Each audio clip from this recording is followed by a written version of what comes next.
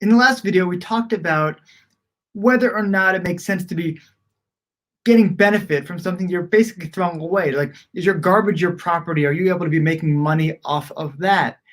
But the issue, as you recall, was talking about blood that was flowing out of the temple and farmers getting benefit from that. And in fact, the temple charging for the use of that because it's good fertilizer.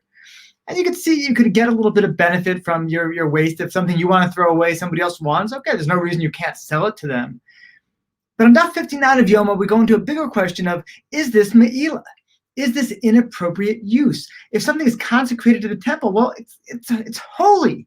You can't just take it and get some pedestrian use out of it. It's something that is sacred. And if you use a sacred object for something, some personal gain, well, that is a big problem. So is this blood? I mean, it was sacred. It was a sacred animal that was being offered in the temple. Definitely, if you tried to get personal benefit from this animal, an ox was donated to the temple and you took this ox and you tried to have it draw your plow, well, that would be a big problem. This is a sacred, dedicated animal. You're getting personal benefit from it. But what about after the fact? It was dedicated to the temple, the same ox, and now it's been slaughtered and its blood's been spilt on the altar, and now it's been roasted and eaten and all of these different aspects.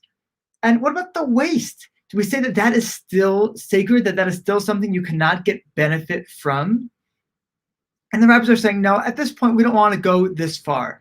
That, yeah, it's okay that they charge, that maybe they get paid back some value that the farmers get. But you know what? It's a rabbinic thing. We're not saying that there's any type of misuse. We're not saying there's any type of holiness left on this blood, and therefore it would be inappropriate to have this blood go through your farm and fertilize your crops. We're not saying it's any type of violation.